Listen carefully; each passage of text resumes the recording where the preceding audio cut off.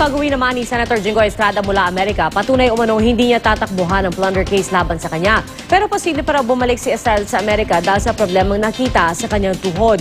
Balita natin ni Haji Rieta.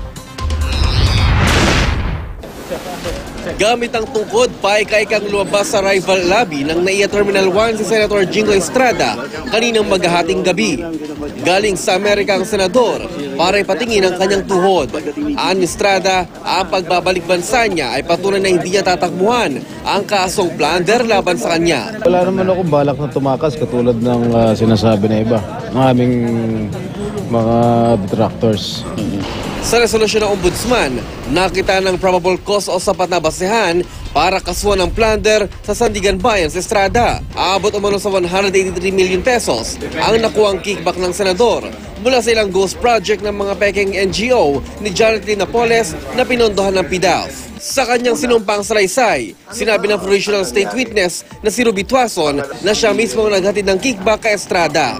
Pero git Estrada, wala siyang ibinulsa mula sa kaban ng bayan. Ngayong nagbalik bansa na rin ang dating Chief of Staff ni Senador Juan Ponce Enrile na si Atty. Gigi Reyes, kumpiyansa si Estrada na hindi siya ididiin ito. Wala sa karakter niya yun na mandadawit na ibang tao. Matagal ko nang kilala si Atty. Gigi at nirerespeto namin yan.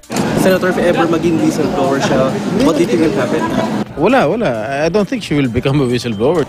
Naniniwala raw siyang narito lang si Reyes para harapin din ang mga akusasyon laban sa kanya. Hindi naman katulad ng ibang whistleblower yan na sinusundo pa sa Amerika para mandin na ibang tao. She came here voluntarily. She returned to the country voluntarily to face the charges.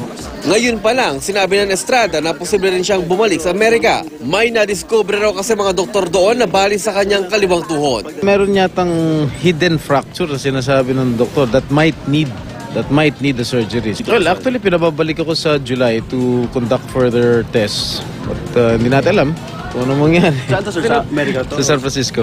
Pero kung isyo na ko na warat, parang ako pupunta. Sinundo si Estrada ng kanyang mga anak at asawa sa airport na nauna nang dumating galing na Amerika. Haji Rieta, GMA News.